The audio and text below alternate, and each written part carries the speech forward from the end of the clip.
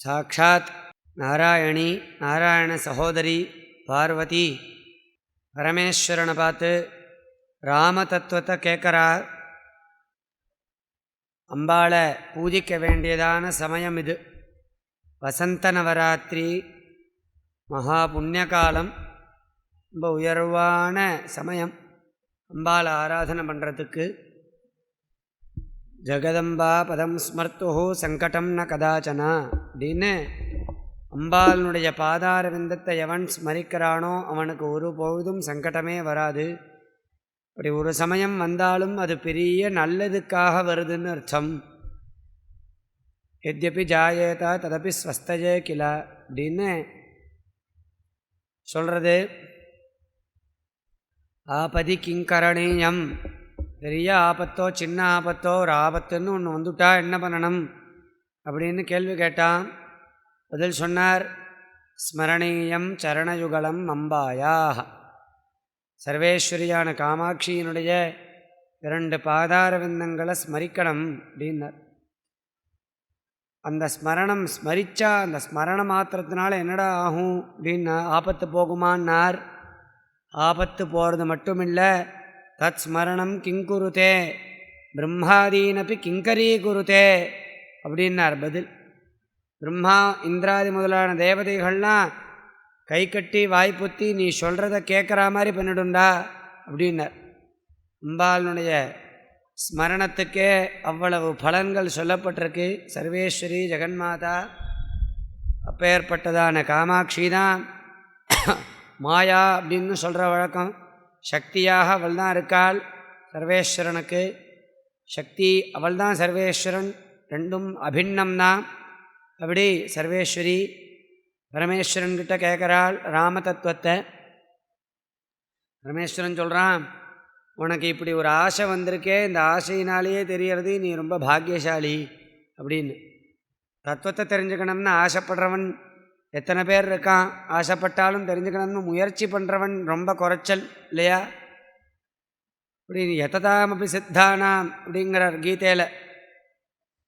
கஷ்டித் எததி சித்தையே அப்படிங்கிறார். எவனோ ஒருவன் கோட்டியில் ஒருத்தந்தான் முயற்சி பண்ணுவான் சித்தி அடையணும் அப்படின்னு. எததாமபி சித்தானாம் கஷ்டின்மாம் வேத்து தத்துவதா அப்படிங்கிற முயற்சி கோடிக்கணக்கான மொத்தம் எவனோ ஒருவன் கோடிக்கணக்கில் முயற்சி பண்ணுறான். அவன்லேயும் யாரோ ஒருத்தன் அவன்தான் சித்தி அடைகிறான், என்னை தத்துவமாக தெரிஞ்சுக்கிறான், வாஸ்தவமான என்னுடைய ஸ்வரூபத்தை தெரிஞ்சுக்கிறான். மீதி எல்லாரும் மோகிக்கிறான். ஜெகத்கர்த்தா ஜெகத் சம்ஹர்த்தா கிருஷ்ணன் ராமன், வெண்ணெய் திருடினவன், காட்டில் வனவாசம் பண்ணினவன், ஜட்டாதாரி கங்காதரன் அப்படின்னு சகுண ரூபத்திலேயே இருந்துண்டு என்னுடைய வாஸ்தவமான ஸ்வரூபத்தை தெரிஞ்சுக்க மாட்டேங்கிறான், பக்குவம் இல்லாமல் இருக்கான். அப்படி எவனோ ஒருவன்னா சித்தி அடைகிறான் அப்படின்னு பகவான் சொல்கிறான்.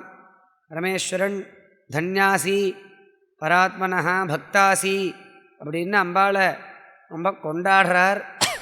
அம்பாள் பல ஸ்லோகங்களில் ராம தத்துவத்தை பரமேஸ்வரன்கிட்ட பிரஷ்னம் பண்ணுறா.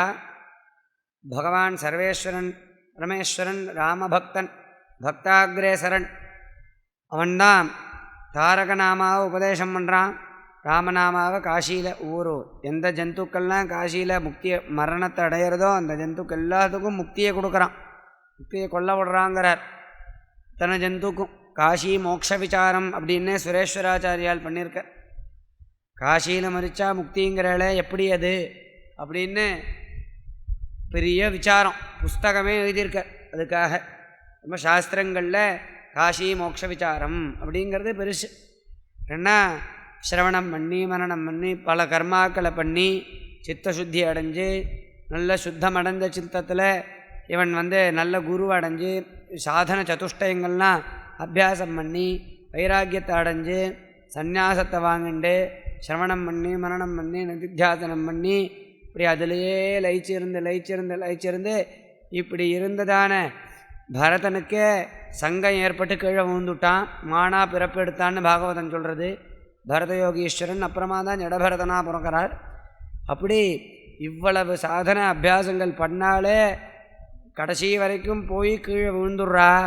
ஒன்றுமே இல்லாமல் காசியில் போய் மறிச்சா முக்தி அடையிறான்னு சொல்கிறேளே, பிறப்பு இல்லாமல் ஆறுதுன்னு சொல்கிறேளே, எப்படி அது அப்படின்னு எல்லாரும் கேள்வி கேட்குறா. சாஸ்திரங்களில் இதை பற்றி பெரிய விசாரம்.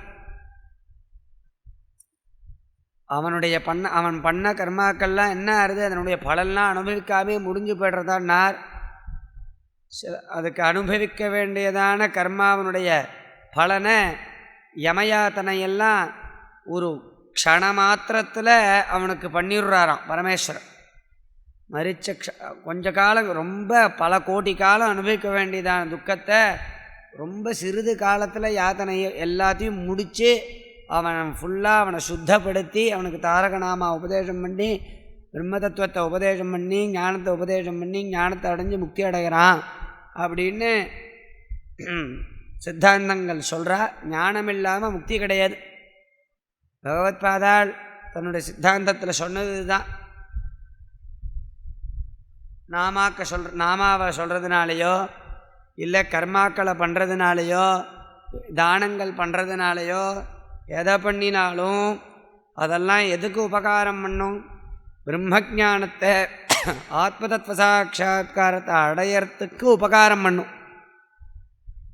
ஆத்மதத்துவ சாட்சா்காரம் நிர்குணமான சுத்தமான அந்த வஸ்து ஆனந்தமயமான ஸ்வரூபத்தை அத்விதீயமாக அதை இவன் தெரிஞ்சிக்காத வரைக்கும் அவனுக்கு முக்தி கிடையாது. இதுதான் சித்தாந்தம். எத்தனை கர்மாக்கள் பண்ணலாம், எத்தனை பகவத்பக்தி பண்ணலாம், எல்லாம் உனக்கு அதுக்கு உன்னை குவாலிஃபை பண்ணும். ஞானாதேவ கைவல்யம், ஞானாதேவது கைவல்யம் அப்படிங்கிறது சத்தியமேவ அத்வைத்தம், ஞானாதேவது கைவல்யம் அப்படிங்கிறது சித்தாந்தம். இப்படி பரமேஸ்வரன்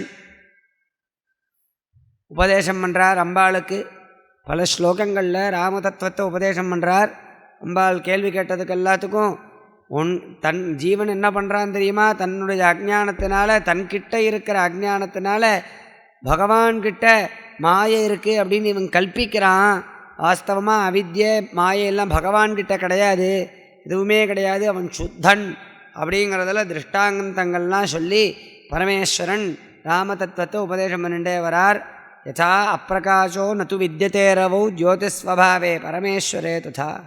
எப்படி சூரியனுக்கு இருட்டு அப்படின்னு ஒன்று கிடையாதோ, அப்பிரகாஷங்க அந்தகாரங்கிறது கிடையாதோ, அது மாதிரி நித்தியசுத்தரான ஞானஸ்வரூபியான பிரகாசரூபியான பகவான் இடத்துல இருட்டுங்கிறதுக்கு வழியே கிடையாது, அஜ்ஞானமே அவனுக்கு கிடையாது அப்படின்னு விசுத்த விஜானகனே ரகூத்தமே வித்யாகதம் சியாத் பரதஃ பராத்மனி அவித்யாகதம் சியாத் பரதஃ பராத்மனி. அப்பேற்பட்டதான ராகவனிடத்தில் அவித்யங்கிறது எப்படிமா இருக்கும் அப்படின்னு கேள்வி கேட்குறார். விசுத்த விஜானகனே, விஜான கனம் அவன், ஞானஸ்வரூபி ஸ்வப்பிரகாசமான சைதன்யம். அப்பேற்பட்டதான ராகவனிடத்தில் அஜ்ஞானத்துக்கு எங்கேயாவது வாய்ப்பு உண்டா? அவித்யேன்னு ஒன்று உண்டா? அவன் அவித்தியினால் தன்னுடைய ஆத்மாவை தெரிஞ்சுக்காமல் இருந்தான். அதனால் அழுதான், சீதை காணுமேன்னு அழுதான், புலம்பினான், துக்கப்பட்டான் அப்படின்லாம் சொல்கிறதெல்லாம் ஜீவனுடைய அஜ்ஞானத்தினால, இவங்கிட்ட இருக்கிற அஜ்ஞானத்தினால அப்படி ஒரு அஜ்ஞானத்தை ராமனிடத்தில் மாயங்கிறது ஒன்று இருக்குங்கிறத கல்பனை பண்ணி அவன் அவதாரம் பண்ணான் அப்படின்னு சொல்லி அவன் தசரதகுமாரன், சீதாபதி, இவா இருந்தா அவா இருந்தா, ராவணனோட யுத்தம் பண்ணால் எல்லாம் இவனுக்கு அஜ்ஞானம் இருக்கிற வரைக்கும் தான், ஜீவனுக்கு அஜ்ஞானம் இருக்கிற வரைக்கும் தான் அத்தனை விவகாரமும். அப்போ எல்லாம் கல்பிதமாக, வாஸ்தவமாக அவனுக்கு அஜ்ஞானம் ஒன்றுமே கிடையாது, சுத்தனான சைதன்யம் ராமன் அப்படின்னு பரமேஸ்வரன் உபதேசம் பண்ணிட்டே வரார். யதாஹிச்சாக்ஷணா பிரமதா குருஹாதிக்கம் வினஷ்டதிருஷ்டேர் பிரமதீவ திருஷ்யத்தே. ஒரு நாடகத்தில் நடிகன் நடிக்கிற மாதிரி நடிக்கிறான் பரமாத்மா, அவ்வளவுதான், எதுவும் வாஸ்தவம் இல்லை. ஐந்திரஜாலிகம்னு சொல்லுவா. இந்திரஜாலம் பண்ணுறவன், இந்திரஜாலம்னா மேஜிக்கு, மெஜிஷியன். ஐந்திரஜாலிகா அவன் மேஜிக் பண்ணுறான். கீழே இருக்கிற ஆடியன்ஸுக்கெல்லாம் பார்த்தா பிரமிப்பாக இருக்கு. மேஜிக் ஷோ அப்படின்னு தெரிஞ்சுண்டு போனால் பிரமிப்பாக இருக்குது. இன்னும் இவன் வாஸ்தவமாக பண்ணுறானா உண்மையாக ஓரளவுக்கு தெரியும். ஆனால் இவன் பண்ணுறது ஏதோ ஏமாத்து வேலைன்னு தெரியும். சில விஷயங்கள்லாம் பார்த்தா புரியவே மாட்டேங்க. எப்படி இப்படியும் ஏமாற்ற முடியுமா? பண்ணுறது ஒரிஜினல் மாதிரி தானே இருக்குது.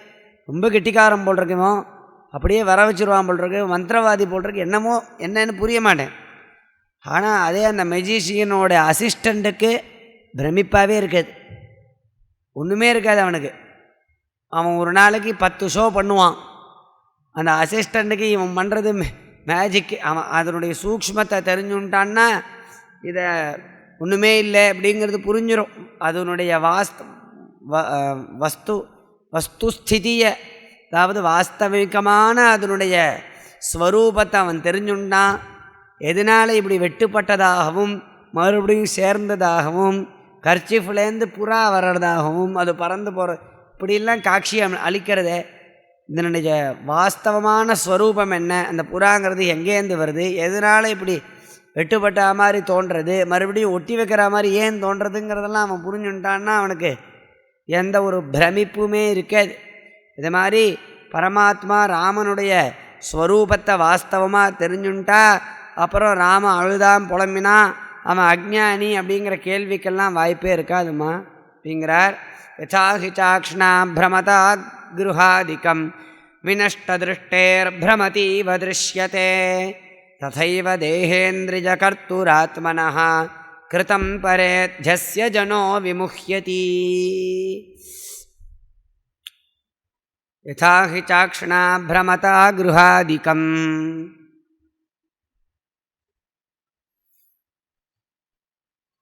தலை சுத்துறது ஒருத்தனுக்கு, என்னத்தையோ குடிக்கக்கூடாத குடிச்சுப்டான், தலை சுத்துறது, கண்ணு சுத்துறது, கண்ணு சுழட்டுறது, அங்கேருந்து வந்து இறங்குறான் வாகனத்தில் இறங்கினா வீடே சுத்தரா மாதிரி இருக்குது இவனுக்கு.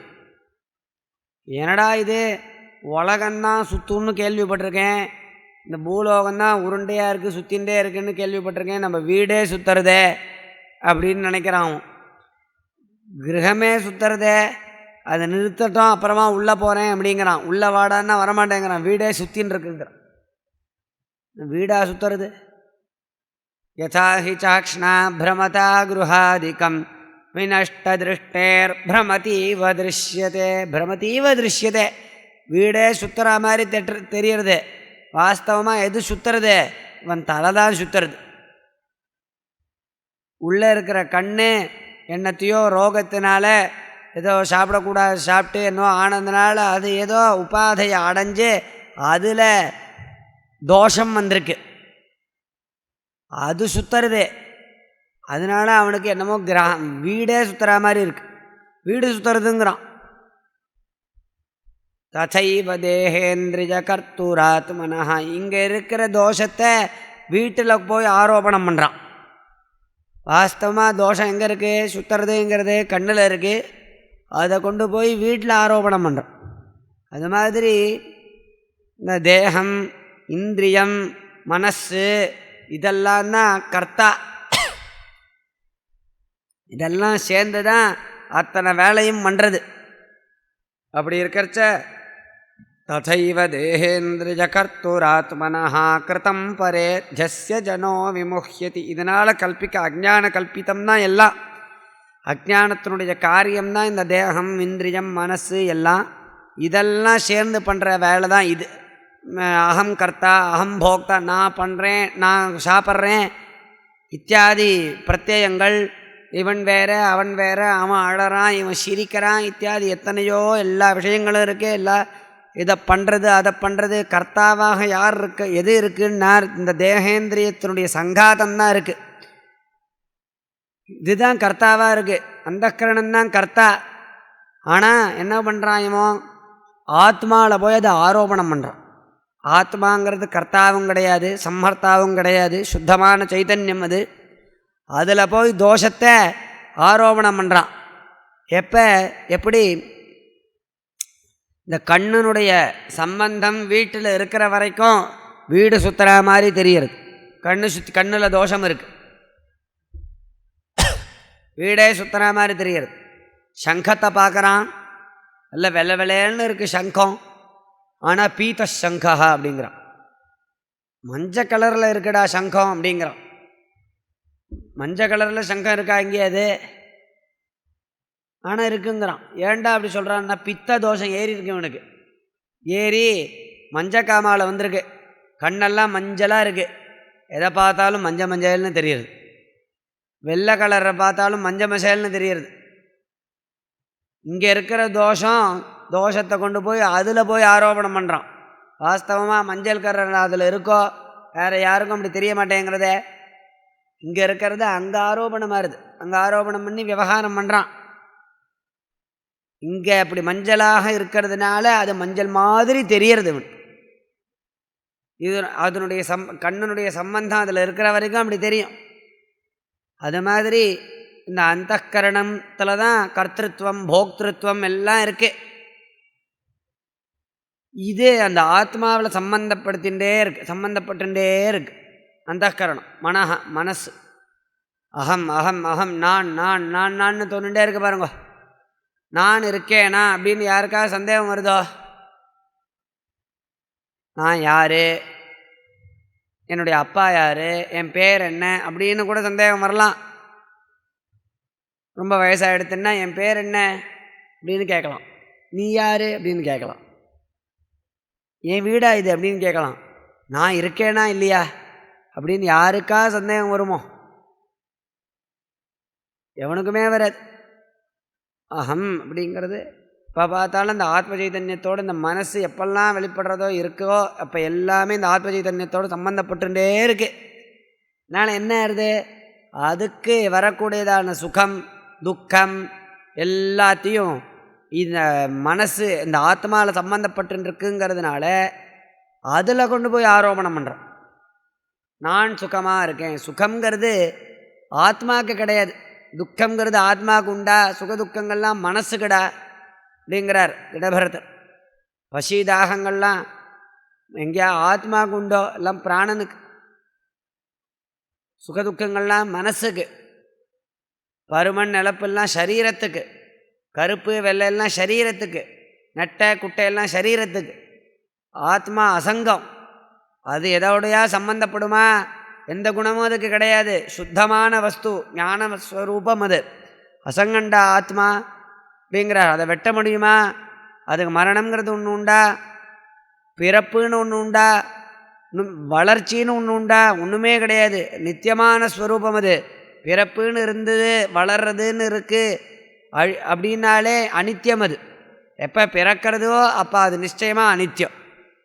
அதனால தான் 6 விகாரங்கள், ஜாயத்தே வர்த்ததே அஸ்தி விபரிணமதே அபக்ஷீயதே நஷ்யதி அப்படின்னு 6 விகாரங்களை சொல்கிறார் யாஸ்கர். அப்படி ஆத்மா அசங்கம், அது எதுக்கும் சம்பந்தம் இல்லாதோட இருந்தாலும் இந்த இந்திரியம் இருக்கே அந்தக்கரணம்னு சொல்லக்கூடியதான மனசு, அதில் இருக்கக்கூடிய கர்த்திருவம் போக்திருத்துவம் சுகித்துவம் துக்கித்துவம் எல்லாத்தையும் கொண்டு போய் ஆத்மாவில் சுத்தமான சைதன்யத்தில் போய் ஆரோபணம் பண்ணுறான் அப்படின்னு சொல்கிறார். ததைவ தேகேந்திரிய கர்த்தூராத்மனஹா கிருதம் பரேத்யஸ்ய ஜனோ விமுஹ்யதி. இதை கொண்டு போய் இவனுடைய அஜ்ஞானத்தினால கொண்டு போய் ராமன்கிட்ட அஜ்ஞானம் இருக்குது, அவன் அழறான், அவன் துக்கப்படுறான் அப்படின்னு சொல்கிறான்.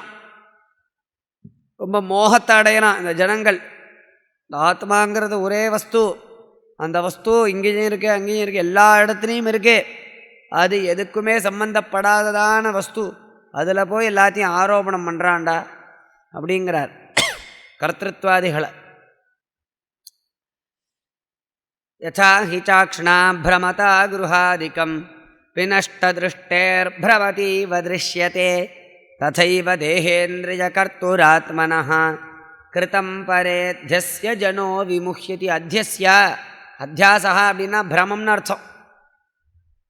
கயத்தை பார்த்து சர்ப்பம்னு நினைக்கிறான் பாருங்க, இதுதான் அத்தியாசம்னு பேர், பிரமம். அத்தியஸ்ய பரமாத்மா கிட்ட போய் அவன் கர்த்தா, அவன் போக்தா, அவன் துக்கி அப்படின்னு போய் அவர்கிட்ட போய் ஆரோபணம் பண்ணுறான். எல்லா கர்த்திருவங்கள்லாம் யாருக்கு? அந்தக்கரணத்துக்கு தான். பரமாத்மாவுக்கு உண்டோ? ஆத்ம சைதன்யத்துக்கு கிடையவே கிடையாது. நாஹோ நராத்திரி சவிதுர் யதா பவேத் பிரகாஷரூபாவ்யபிசாரதः क्वचित् ஞானம் ததா அஜ்ஞானமிதந்த்வயம் ஹரௌ ராமே கதம் ஸ்தாஸ்யதி சுத்தசித்கனே நாஹோ ந ராத்ரிஹி சவிதுர்யதா பவேத் பிரகாசரூபாவ்யபிசாரதः க்வசித். ஒரு வஸ்து பிரகாசமாக இருக்குது, இந்த காலத்தில் பிரகாசமாக இருக்குது. சுவிட்சு போட்டால் லைட் எரியும், சுவிட்சை ஆஃப் பண்ணால் லைட் எரியாது. கரண்ட் இருந்தால் எரியும், கரண்ட் இல்லைன்னா எரியாது. இப்படியெல்லாம் சொல்கிறோம் இல்லையா? அதெல்லாம் தாத்காலிகமான பிரகாசம். சில காலங்கள் இருக்கும், சில காலங்கள் இருக்காது. இப்படிப்பட்ட பிரகாசத்துக்கு தான் அந்தகாரம்னு சொல்ல முடியும். அப்படி இருக்கிற இடங்களில் தான் நித்தியம் பிரகாசமான ஒரு வஸ்துவாக இருக்குது. நித்திய பிரகாசஸ்வரூபத்துக்கு ராத்திரி உண்டா பகல் உண்டா அப்படின்னு கேட்குறார். நாஹோ ந ராத்திரி சவிதுர் யதா பவேத். சூரியனுக்கு ராத்திரி உண்டா பகல் உண்டா? சூரியனுக்கு எங்கேயாவது ராத்திரி உண்டோ? ராத்திரின்னா இருட்டாக இருக்கணும் இல்லையா? சூரியனுக்கு ராத்திரி உண்டா? இங்கே ராத்திரி நம்மளுக்கு இருக்கிறச்ச சூரியனுக்கு ராத்திரியா? அவருக்கு எப்பொழுதுமே பகல் தான். 24 hours அவர் ஒர்க் பண்ணிகிட்டே இருக்கார். அவருக்கு இன்னும் விராமமே கிடையாது, லீவே கிடையாது, ரெஸ்ட்டே கிடையாது அவருக்கு. அவர் பாட்டு ஒர்க் பண்ணிகிட்டே இருக்கார். இங்கே ராத்திரியாக இருந்தால் அமெரிக்காவில் பகலாக இருக்குது, அங்கே பகலாக இருந்தால் இங்கே ராத்திரியாக இருக்குது, அங்கே ராத்திரியாக இருந்தால் இங்கே பகலாக இருக்குது. இப்போ சூரியன்கிறவர் ஒருத்தர் தான். இங்கே இருக்கிற சூரியன் தான் அமெரிக்காலையும் காட்சி கொடுக்குறார், ஆஸ்திரேலியாலையும் அவர் தான் காட்சி கொடுக்குறார். நிறைய சூரியர்கள் இருக்கான்னு சூரிய நமஸ்காரம் சொல்கிறது. ஆனால் இப்போ நம்ம இருக்கிற லோகத்தில் இருக்கிற சூரியன் ஒருத்தர் தான். பல லோகங்களில் ஒரு சூரியன் இருக்கார் அப்படின்னு சொல்கிறது. கஷ்யபாதுதிதா சூரிய கஷ்யப பஷ்யகோ பவதி அப்படின்னு சூரிய நமஸ்காரம் பண்ணுறது சொல்கிறது. அப்படி சவிதுஹு யதா ராத்திரி கிடையாது பகல் கிடையாது. சூரியனுக்கு எப்படி பகல் கிடையாதோ, பகல்னு ஒன்று உண்டா சூரியனுக்கு? பகல் தான் அவருக்குன்னு எப்படி சொல்ல முடியும்? ராத்திரின்னு ஒன்று இருந்தால் தான் இது பகல்னு சொல்லலாம்.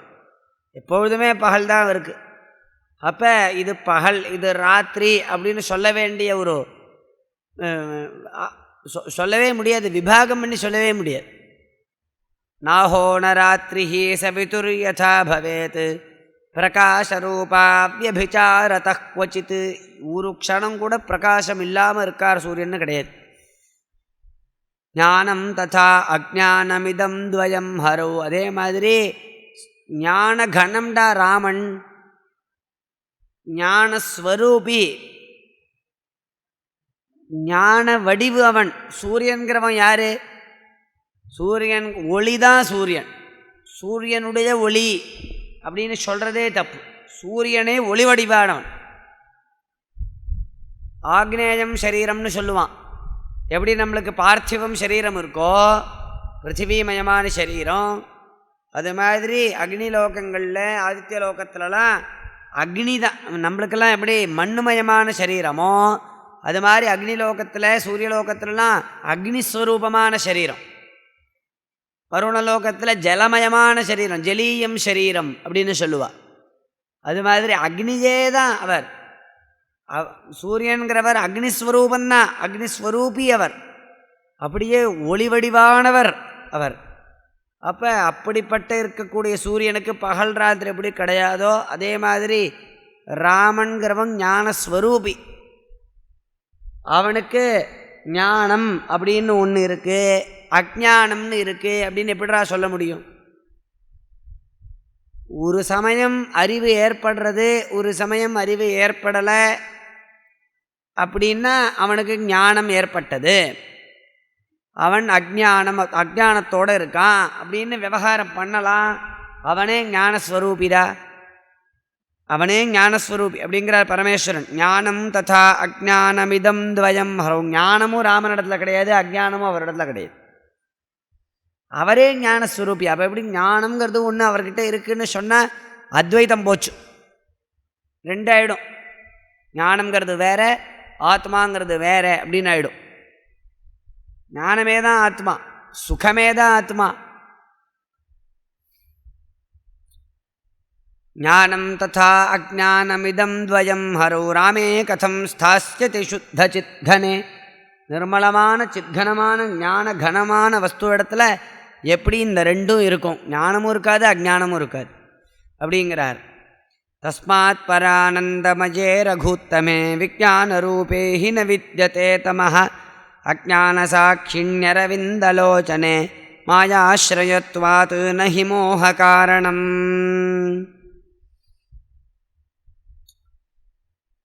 ஹே பார்வதி, இதனால் தெரிஞ்சுக்கோணி. இவ்வளவு திருஷ்டாந்தங்களை சொல்லி இத்தனை ஸ்லோகங்களில் பார்வதி கேட்ட கேள்விக்கு பல திருஷ்டாந்தங்களை காண்பித்து பதில் சொல்கிறார் பரமேஸ்வரன். சொல்லி பூர்த்தி பண்ணுறார். தஸ்மாத் பரானந்தமயே ரகுத்தமே. பரானந்தமயா அனவச்சின்னமான சுகஸ்வரூபி, அனவச்சின்னானந்தஸ்வரூபி ராமன், ஆனந்தமே வடிவானவன். அப்பேற்பட்டதான ரகுத்தமே விஜான ரூபேஹி ந வித்யதே தமஹ. ஞானஸ்வரூபியான ராமனிடத்தில் இருட்டே கிடையாதுமா, அஜானமே கிடையாது. அஜான சாட்சினி. ஆமாம், ஆனால் எப்பேற்பட்டவன் தெரியுமா? அஜான சாட்சி. சாட்சி உதாசீனமாக இருப்பான். சாட்சின்னா யார்?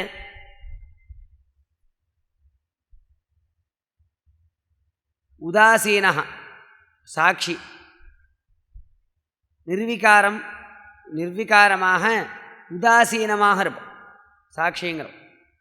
நம்மளே லௌகிக்கத்தில் ஒரு கோர்ட்டில் கொண்டு போய் சாட்சி கோர்ட்டில் நிறுத்துகிறோம் அப்படின்னா அவன் உதாசீனன், அவன் எதுலேயும் சம்பந்தப்படாதவன். ஒருத்தர் சாட்சியாக இருக்கான்னா என்ன அர்த்தம்? பார்த்துன்னு இருக்கான்னு அர்த்தம். அவன் தப்பு பண்ணலை, அவன் நல்லதையும் அவன் பண்ணலை, ஆனால் நடக்கிற இடத்துல உதாசீனனாக அவன் இருந்தான். எல்லாத்தையும் பார்த்துட்டுருக்கான், எல்லாம் அவனுக்கு தெரியும். அவனுக்கு தானே சாட்சின்னு பேர். அந்த செயலில் அவனுக்கு சம்பந்தப்படலை, அவன் லேபம் இல்லை, ஆனால் அவனுக்கு தெரியும். அவன் சந்நிதியில் தான் அது நடக்கிறது. அப்பேற்பட்டவன் தான் சாட்சியாக வருவான். அவனை தான் சாட்சின்னு சொல்லுவோம் நம்ம. இதை தான் சாஸ்திரங்களும் சொல்கிறது.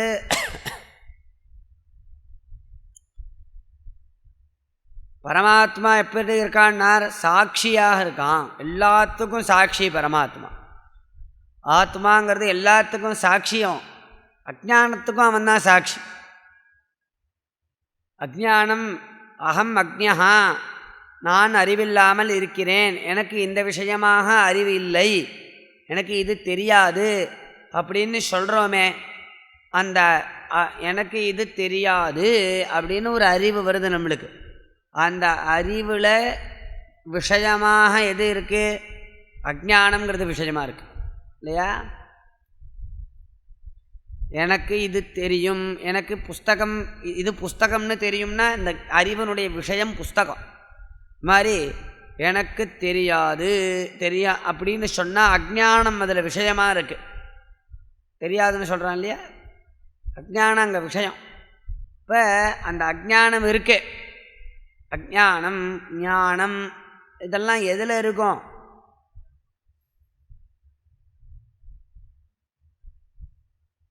ஆத்மாவில் அத்தியஸ்தமாக இருக்குது.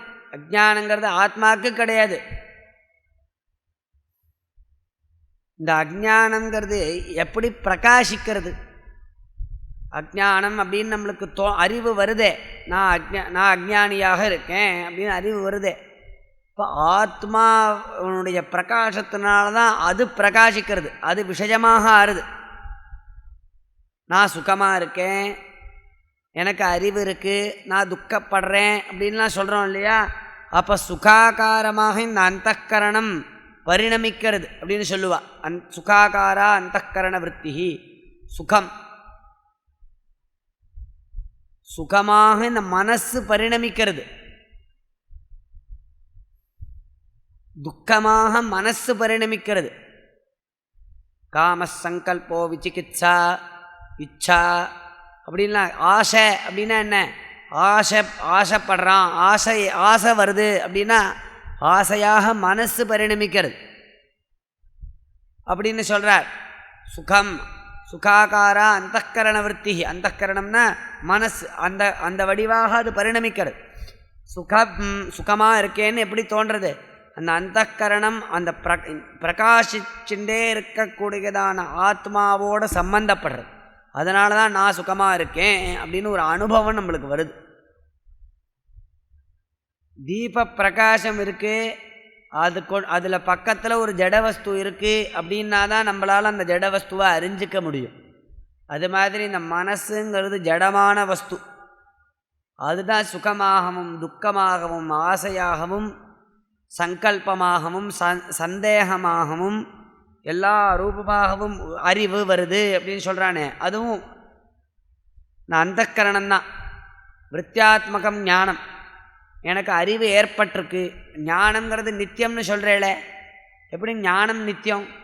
ஆத்மா ஞானம்ங்கிறது ஆத்மா தான் ஞானம் அப்படின்னு சொல்கிறோம் இல்லையா அத்வைத சித்தாந்தத்தில். நீங்கள் சொல்கிறதே தப்பாக இருக்குது. ஆத்மாங்கிறது ஞானஸ்வரூபங்கிறேல், நித்தியம்னு சொல்கிறேன். ஆனால் உலகத்தில் யாருக்கும் அப்படி அனுபவம் வரல. என்ன அனுபவம் வருது? எனக்கு அறிவு ஏற்பட்டிருக்கு, எனக்கு முன்னாடி இருந்த அறிவு போயிடுத்து, மறந்து போயிடுத்து, மறுபடியும் ஞாபகம் இப்போ தான் வருது, திரும்பி மறந்துடுறது அப்படின்னு அறிவு வருது அழியிறது, வருது அழியிறது. அனித்தியம்தான ஞானம். எப்போ ஆத்மாவே ஞானம்னு அப்போ சொல்லவே முடியாது. அப்படி சொன்னால் ஆத்மா அனித்தியமாக போயிடும். அப்படின்னா நீ எனக்கு அறிவு ஏற்படுறதுன்னு சொல்கிறியே, அந்த அறிவை ஆத்மான்னு சொல்லவே இல்லை சாஸ்திரம். அது ஞானம்னு சொல்கிறியே, உனக்கு அறிவை நம்மளுக்கு தோன்றது ஏற்படுறது, ஒரு விஷயத்தை பார்த்தா தத் விஷயகமான ஞானம் ஏற்படுறது, கண்ணால் பட்டத்தை பார்த்தா இது பட்டம் அப்படின்னு ஒரு அறிவு வருது.